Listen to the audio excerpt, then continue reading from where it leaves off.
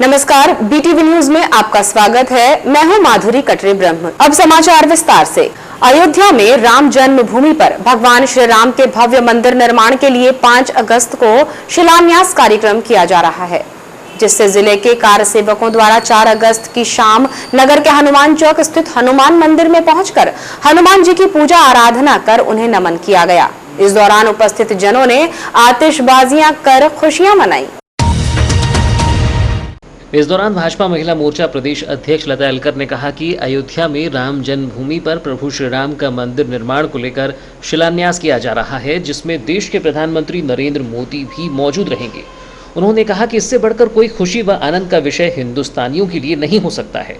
मंदिर निर्माण के लिए करीब 500 वर्षों से अधिक का संघर्ष किया गया है और वह क्षण कल पूरा हो रहा है। प्रभु श्री राम का कोई भी काम बिना हनुमान जी की आराधना के पूर्ण नहीं होता, इसलिए पहली आराधना व नमन हनुमान जी का करने सभी हनुमान मंदिर में एकत्रित हुए हैं। अयोध्या में राम जन्मभूमि पर राम के भव्य मंदिर के लिए शिला पूजन होगा। भूमि पूजन जिसको कहते हैं वो होगा, जिसमें देश के प्रधानमंत्री भी भाग लेने वाले हैं।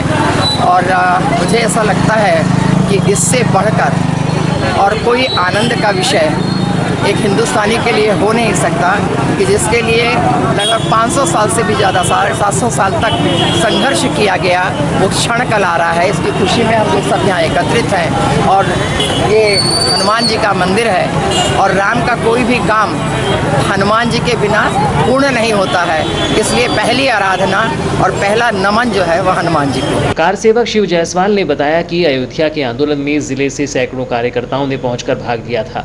अयोध्या में भगवान श्री राम के जय घोष गूंज रही थी। वह बड़ा मार्मिक क्षण था, जहां मंच से एक आवाज आई कि एक धक्का और 2 बाबरी ढांचा तोड़ दो। इसके बाद कार सेवकों ने 18 घंटे अयोध्या में श्रमदान किया।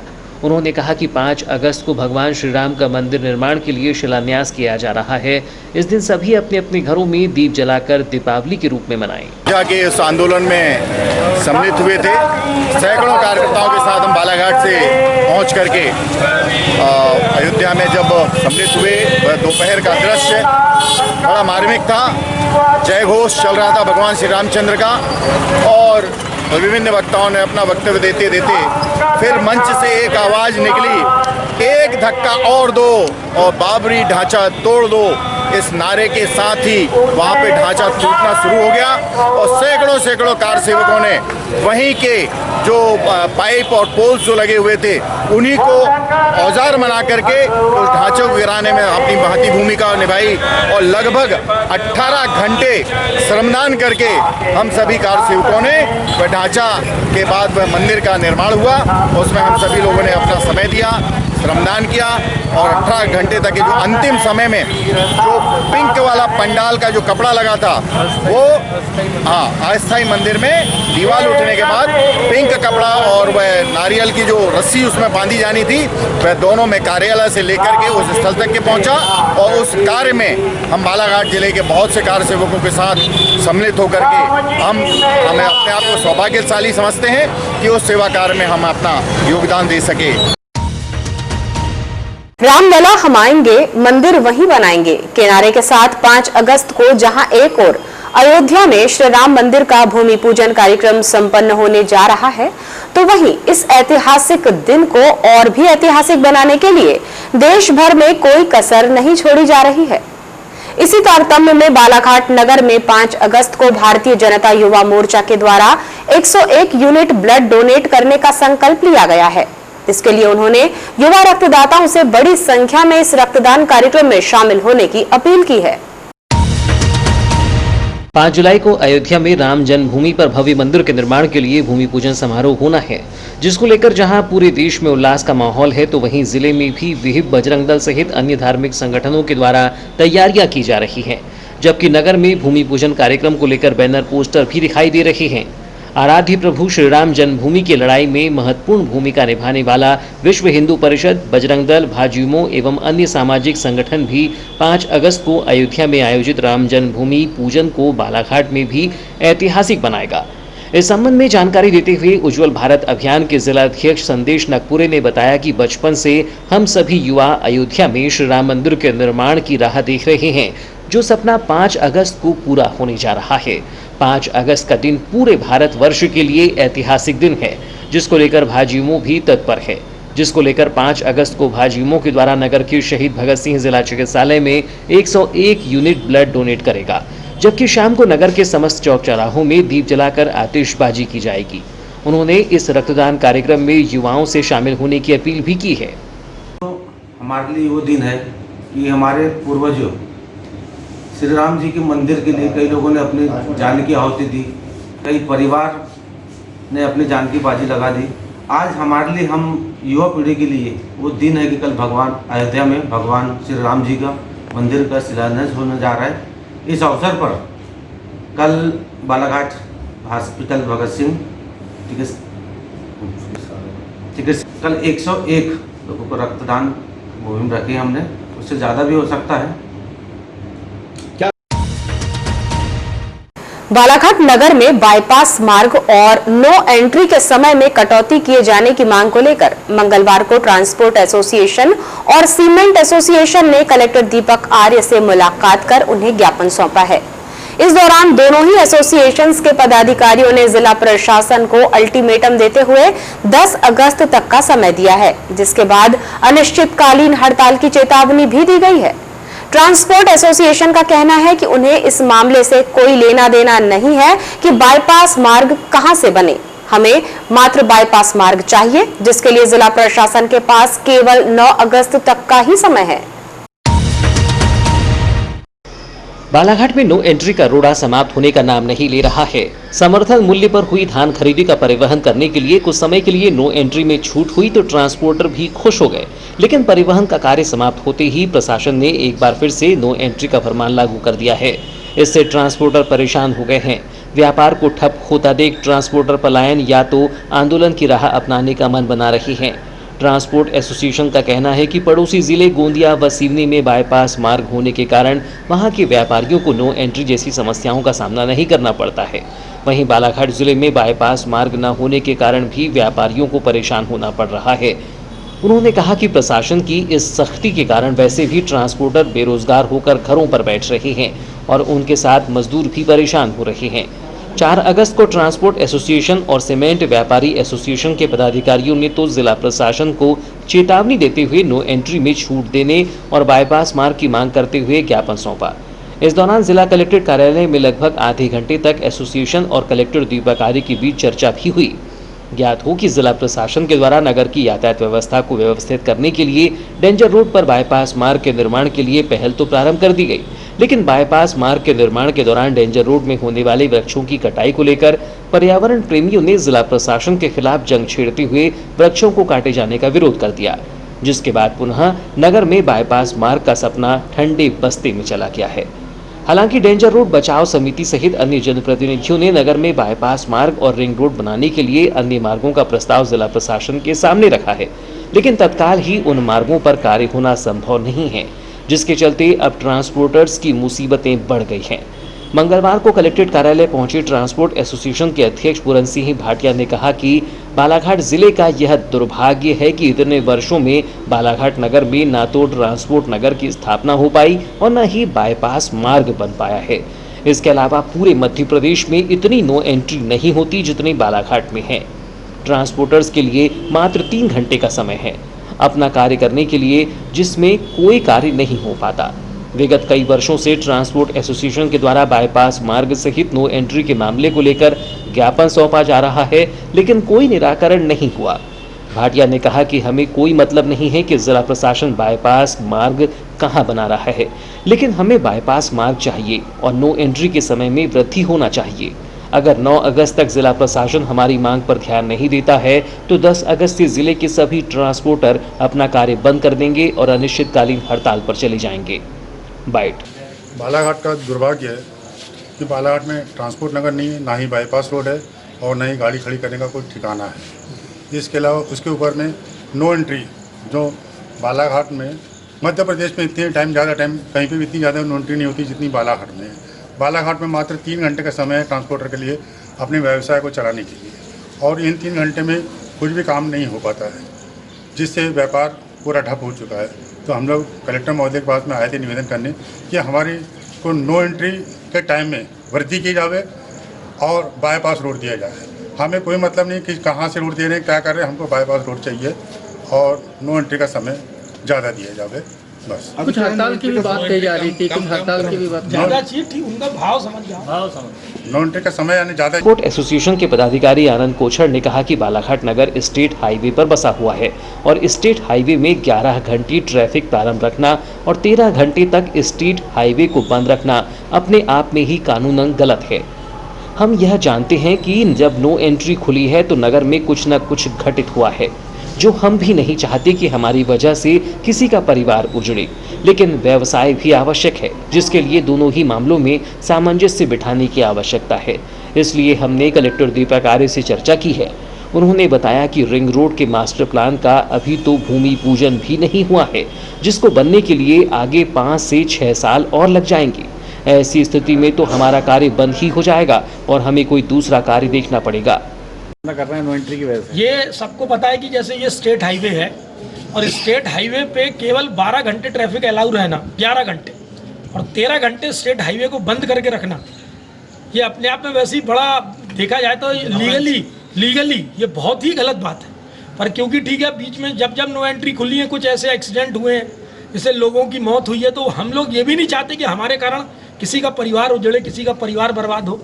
लेकिन अब क्योंकि व्यवसाय भी आवश्यक है, दोनों चीज़ों को ध्यान में रखते हुए एक ऐसा सामंजस्य बनाने की आवश्यकता है बालाघाट जिले के अंदर कि कम से कम व्यवसाय भी चलता रहे, लोगों को हम उनकी जान माल की रक्षा भी कर सकें और अपना रोजी रोटी भी चला सकें। इसको देखते हुए हम लोगों ने ये मांग की है कि जल्द से जल्द बाईपास की शहर में व्यवस्था की जाए।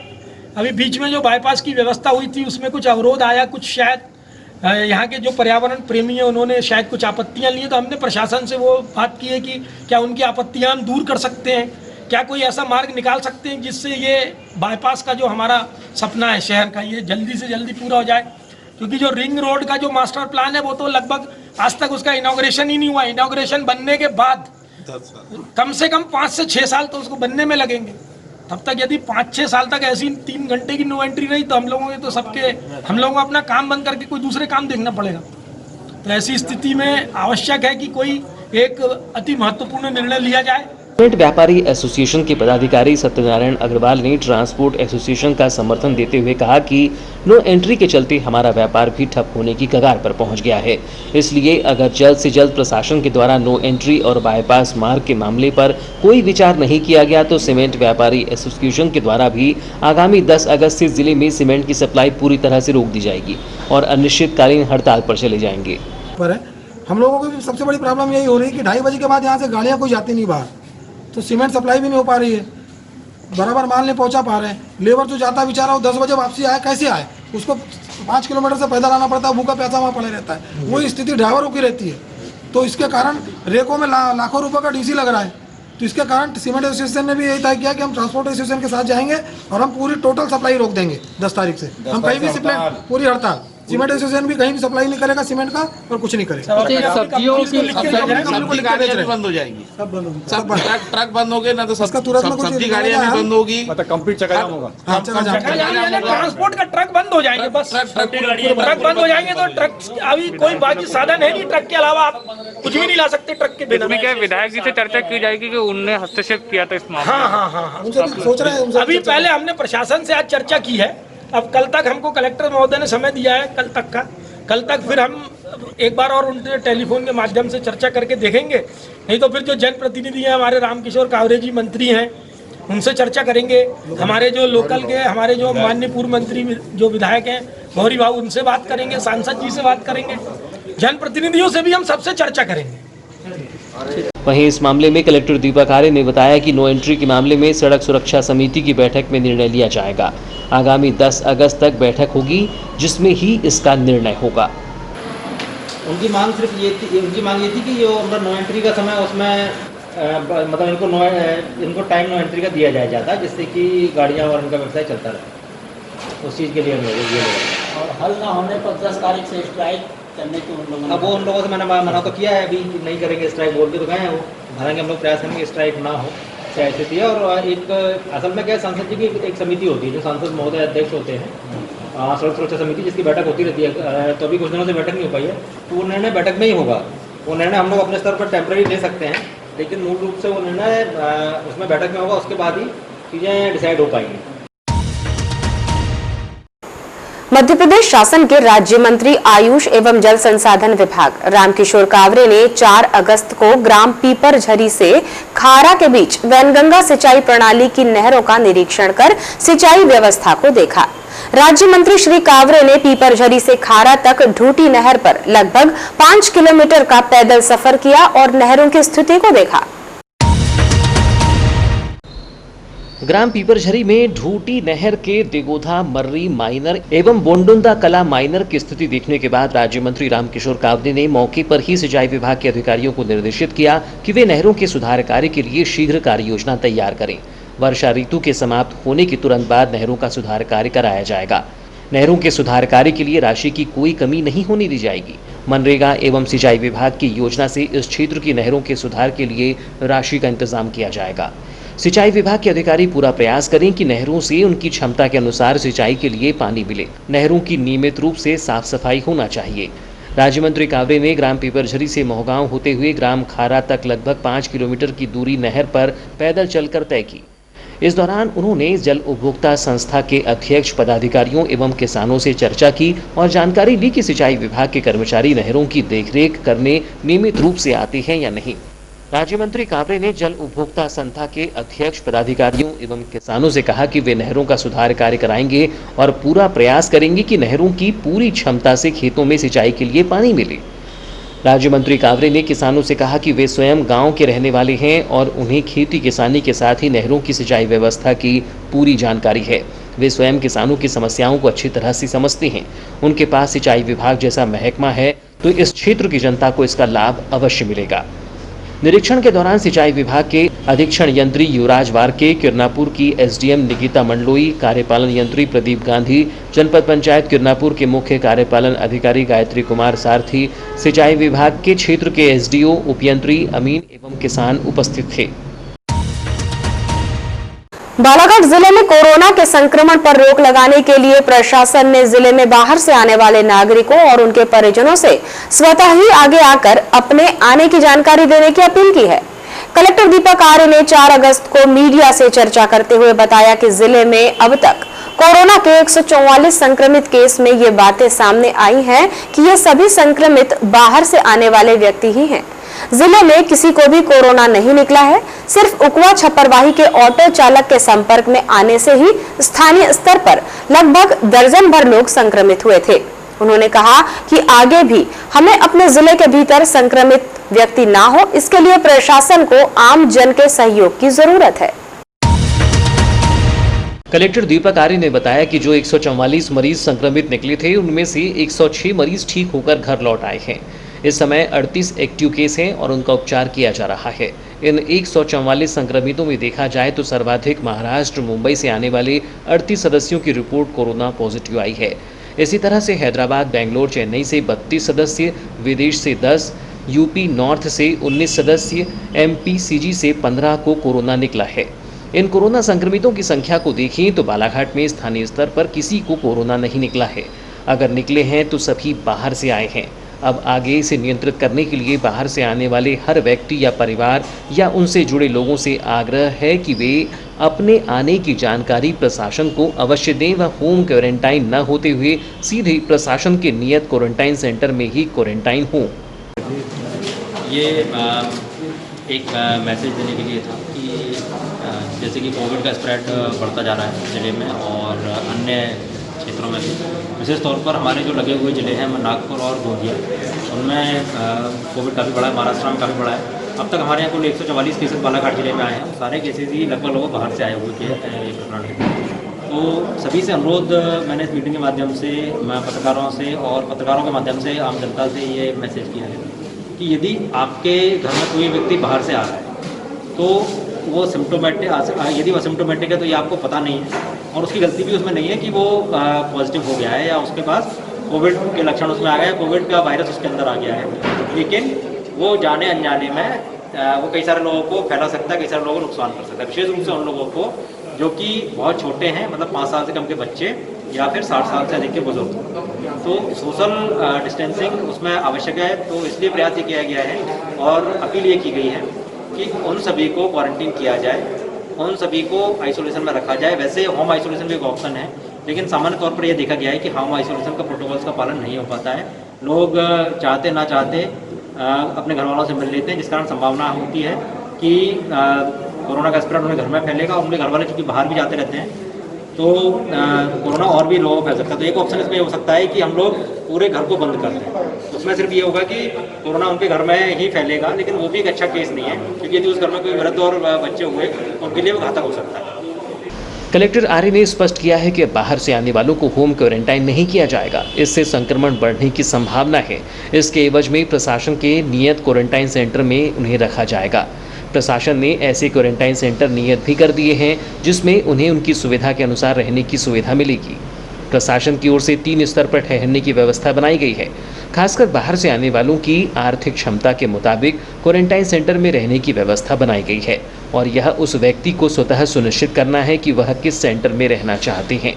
जैसे शहरी क्षेत्र में 3 निजी होटल को रहने के लिए 1300 और 1200 रुपये प्रतिदिन के किराए पर दिया गया है, जो प्रतिदिन की दर से उसी व्यक्ति को वहन करने होंगे, जिसमें उसे खाने सहित अन्य सुविधा मिलेगी।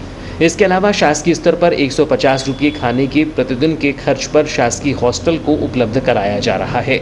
इसके अलावा ऐसे व्यक्ति जो अपना खर्च स्वयं नहीं उठा सकते हैं, उनके लिए भी अलग से सेंटर बनाए गए हैं, जहां पर प्रशासन उनके लिए निःशुल्क भोजन की व्यवस्था करेगा। तो दूसरा ऑप्शन उसमें ये दिया गया है कि लोगों को उनकी आर्थिक स्थिति के अनुसार उनकी चॉइसेस उनको दी गई हैं। कई सारे होटल्स से हम लोगों ने बात किया जो कि बजट होटल्स हैं और अच्छे होटल्स उसमें हैं, शासकीय व्यवस्थाएं भी हैं, सारी की सारी पेड बेसिस पे हैं। एक रियायती दर पर उन लोगों को रहने की व्यवस्था करवाई गई है, जैसे जिसकी स्थिति और जैसे जिसकी चॉइस है वो उन होटल्स में जाकर रह सकता है। चूँकि वो बाहर से आया है, कई सारा पैसा खर्च करके आया है, ये बात बिल्कुल सही है, लेकिन कुछ और रुपए 5-7 दिन के लिए कुछ और रुपए यदि वो खर्च करता है तो उसके घर वालों से उसका सैंपल हो जाएगा, सैंपल के बाद वो फ्री होगा। उसका बस एक छोटा सा उसका ये सहयोग हमको, हमारे शहर को, उसके परिवार को कोविड के संक्रमण से बचा सकता है। कलेक्टर दीपक आर्य ने कहा कि जिले से अनावश्यक कोई भी व्यक्ति बाहर न जाए और जाना है तो वह कोविड गाइडलाइन का पालन करे। उन्होंने बताया कि व्यापार या अन्य विषय के साथ बाहर जाने वालों को भी प्रशासन इस समय सूचीबद्ध कर रहा है। आमजन के सहयोग के बगैर कोरोना पर नियंत्रण संभव नहीं है। प्रशासन ने ग्रामीण या शहरी सभी के लिए नियत मापदंड के साथ क्वारंटाइन सेंटर नियत किए हैं। वहां पर उन्हें अपने व परिवार की सुरक्षा के लिए क्वारंटाइन होना आवश्यक है। इससे इतने कम खर्च में उनकी व परिवार की सुरक्षा हो रही है। मीडिया से चर्चा के दौरान पुलिस अधीक्षक अभिषेक तिवारी, जिला पंचायत की सीईओ रजनी सिंह, अपर कलेक्टर श्री राघवेंद्र सिंह, मुख्य चिकित्सा एवं स्वास्थ्य अधिकारी डॉक्टर मनोज पांडे भी मौजूद रहे। आराध्य प्रभु श्री राम जन्मभूमि की लड़ाई में महत्वपूर्ण भूमिका निभाने वाला विश्व हिंदू परिषद बजरंग दल 5 अगस्त को अयोध्या में आयोजित राम जन्मभूमि पूजन को बालाघाट में भी ऐतिहासिक बनाएगा। इसके लिए विश्व हिंदू परिषद और बजरंग दल के कार्यक्रमों ने अपनी रूपरेखा तैयार की है। विहिप जिलाध्यक्ष ने बताया कि 5 अगस्त को जहां कार्यालय में विधि विधान से पूजा अर्चना की जाएगी, वहीं नए राम मंदिर समेत अन्य मंदिरों में रामधुन समेत अन्य कार्यक्रमों का आयोजन किया जाएगा। इसके अलावा नगरीय क्षेत्र में ध्वज पताका भी लगाई जा रही है। आराध्य प्रभु श्री राम जन्मभूमि की लड़ाई में महत्वपूर्ण भूमिका निभाने वाला विश्व हिंदू परिषद बजरंग दल 5 अगस्त को अयोध्या में आयोजित राम जन्मभूमि पूजन को बालाघाट में भी ऐतिहासिक बनाएगा।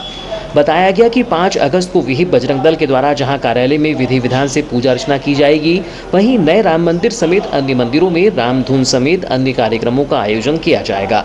इसके अलावा नगरीय क्षेत्र में ध्वज पताका भी लगाई जा रही है। उन्होंने बताया कि 5 अगस्त के जयस्तंभ चौक, कालीपुतली चौक, आम्बेडकर चौक, हनुमान चौक, सरेखा चौक, महावीर चौक, अवंती चौक, मोती तालाब चौक पर शाम 7 बजे से दीप प्रज्वलन के कार्यक्रम आयोजित किए जाएंगे।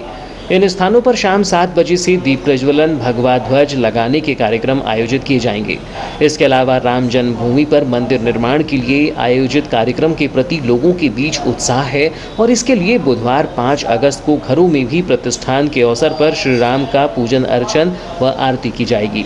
इसके बाद घर पर सामूहिक रूप से 3 बार ओमकार का जाप, 13 बार श्री राम जय जय राम श्री राम मंत्र का जाप कर राम रक्षा मारुति स्तोत्र, हनुमान चालीसा, सुंदरकांड का पाठ, घर घर में भगवा ध्वज व रोशनी कर इस उत्सव को मनाया जाएगा। निर्माण स्थापना दिवस के कार्यक्रम आयोजित किए जाएंगे। पदाधिकारियों ने बताया कि कृष्णा जन्माष्टमी के लिए विश्व हिंदू परिषद का स्थापना दिवस भी मनाया जाता है। स्थापना दिवस के अवसर पर एक कार्यक्रम कार्यालय में और मंदिर में आयोजित किए जाएंगे। इसके साथ ही अखंड भारत दिवस के अवसर पर वार्ड स्तर पर कार्यक्रम आयोजित किए जाएंगे। बैठक में पदाधिकारियों ने कार्यक्रम आयोजन के दौरान कोरोना संकट काल को देखते हुए शारीरिक दूरी के नियम का पालन करने, भीड़ एकत्रित न करने की हिदायत भी दी है। हिंदुओं के पुरखे, मुसलमानों के पुरखे जो पहले हिंदू थे, आज से उनने 500 वर्ष लगभग एक संकल्प लिया था कि अयोध्या में हम भव्य राम मंदिर का निर्माण करेंगे। वो ऐतिहासिक पल आ गया है। 5 अगस्त को हमारे देश के माननीय प्रधानमंत्री नरेंद्र मोदी जी के द्वारा राम मंदिर भूमि पूजन का कार्यक्रम कल अयोध्या में किया जाएगा। उसके तहत विश्व हिंदू परिषद के द्वारा जो यहाँ पर योजना बनाई गई है कि सवेरे सभी मंदिरों में नियमित रूप से सत्संग होंगे।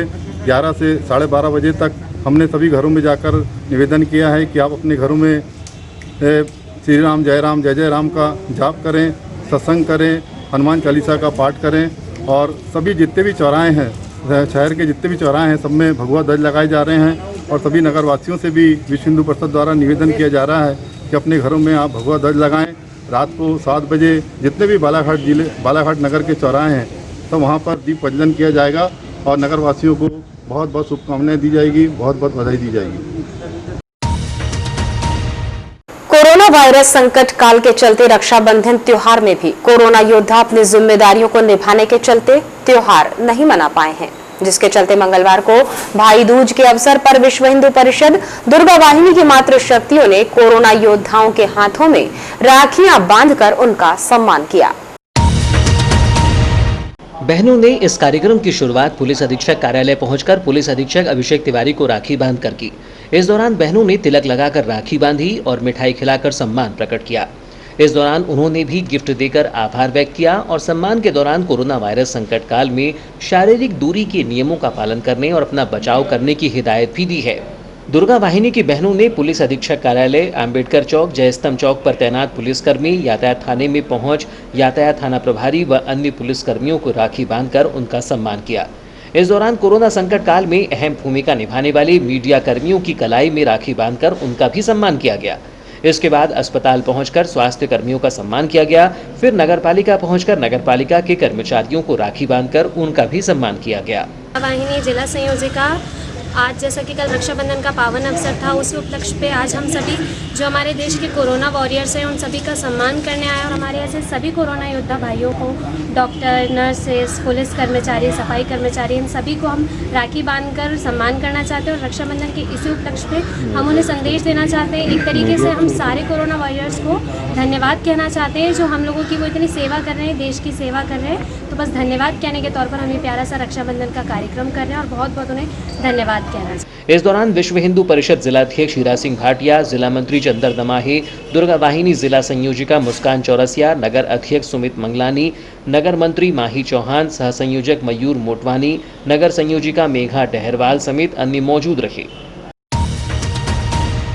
ग्रामीण थाना अंतर्गत गायखुरी घाट में नदी में पानी में बंधी नाव को निकालने गया गोंगलई निवासी एक मछुआरा 4 अगस्त की सुबह करीब 6:30 बजे नदी के तेज बहाव में बह गया, जिसकी सूचना ग्रामीण थाना पुलिस को मिलने पर थाना प्रभारी हमराह स्टाफ के साथ मौके पर पहुंचे और होमगार्ड के गोताखोरों को भी बुलाया गया। नदी में पुलिस द्वारा होमगार्ड के गोताखोर और SDIRF की टीम द्वारा रेस्क्यू कर मछुआरे को खोजा गया, लेकिन शाम तक मछुआरे का कोई पता नहीं चल सका।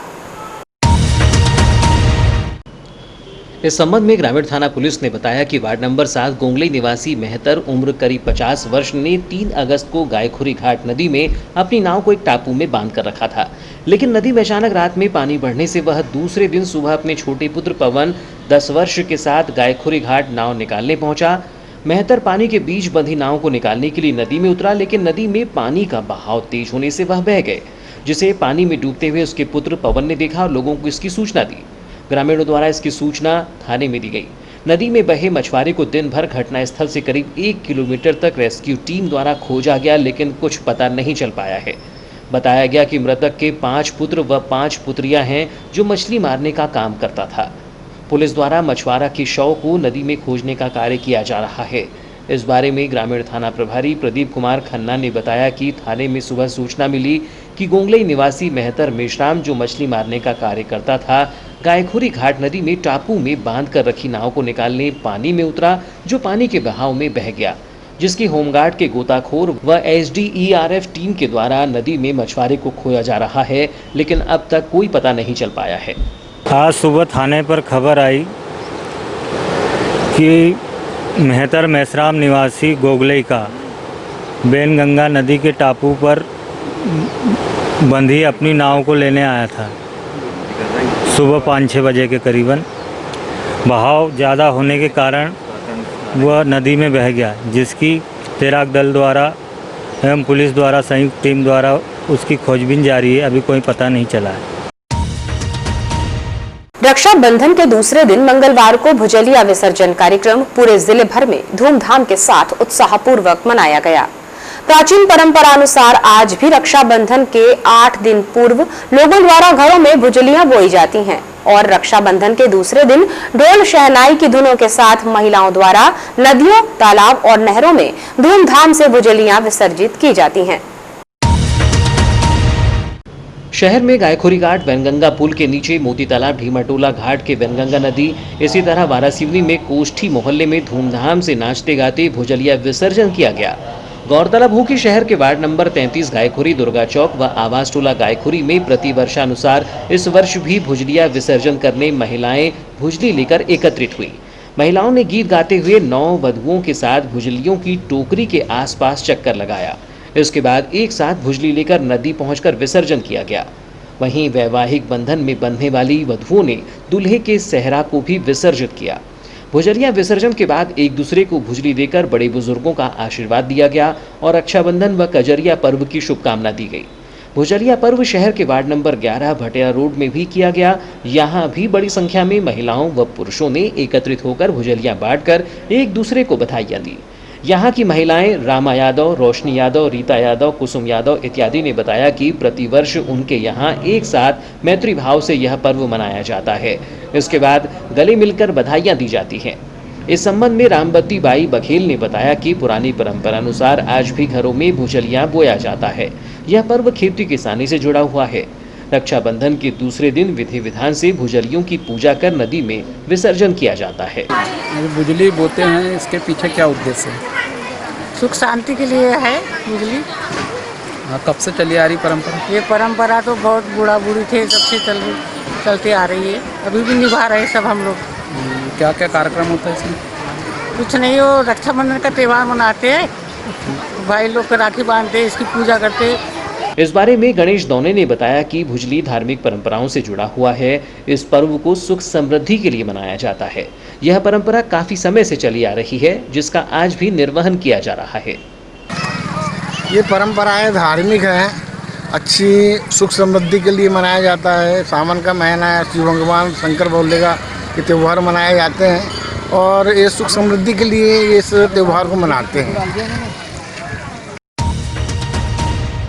मध्य प्रदेश के पूर्व मुख्यमंत्री और प्रदेश अध्यक्ष कमलनाथ के आह्वान पर प्रदेश में सुख, शांति और खुशहाली के लिए समस्त कांग्रेस पार्टी द्वारा समस्त जिलों में और युवा कांग्रेस कार्यकर्ताओं द्वारा हनुमान मंदिरों में हनुमान चालीसा पाठ और पूजा अर्चना की गई। इसी तारतम्य में युवा कांग्रेस कार्यकारी प्रदेशाध्यक्ष नितिन भोज एवं युवा कांग्रेस जिलाध्यक्ष रिकाब मिश्रा के मार्गदर्शन में युवा कांग्रेस किरनापुर द्वारा सोनपुरी हनुमान मंदिर में हनुमान चालीसा पाठ किया गया।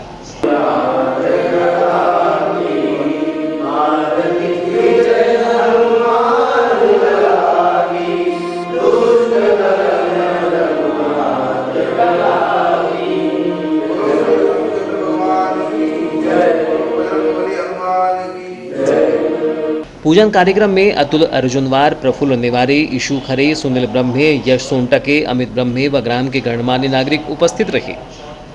AIMIM पार्टी द्वारा 4 अगस्त को कलेक्टर कार्यालय पहुंचकर धारा 144 और लॉकडाउन का उल्लंघन करने के संबंध में कलेक्टर को ज्ञापन सौंपा गया। ज्ञापन में उल्लेख किया गया है कि गौरक्षा दल द्वारा 2 अगस्त को दोपहर में धारा 144 और संपूर्ण लॉकडाउन का उल्लंघन किया गया है। गौरक्षा दल द्वारा स्वागत रैली भी निकाली गई जिसमें सोशल डिस्टेंसिंग का पालन नहीं किया गया। संविधान के अनुसार धारा 144 और संपूर्ण लॉकडाउन का उल्लंघन राजनीतिक दल द्वारा किया गया है, जो अपराध की श्रेणी में आता है। उन्होंने कलेक्टर से मांग की है कि पूरे मामले की निष्पक्षता से जांच कर दोषियों के खिलाफ दंडात्मक कार्रवाई की जाए। इस दौरान AIMIM पार्टी के जिला प्रवक्ता शेख इकबाल ने कहा कि 2 अगस्त को शहर के कुछ प्रमुख व्यक्तियों द्वारा लॉकडाउन कानून का उल्लंघन किया गया, जिसका आम जनमानस पर बुरा प्रभाव पड़ा है। एक और लॉकडाउन के दिन सभी छोटे बड़े दुकानदारों ने अपने प्रतिष्ठान को बंद रख घरों में रहकर लॉकडाउन के नियमों का पालन किया। उन्होंने कलेक्टर व SP से इस मामले को संज्ञान में लेकर शीघ्र जांच कर दोषियों पर उचित कार्रवाई किए जाने की मांग की है। जिला कलेक्टर महोदय, SDM महोदय, SP साहब,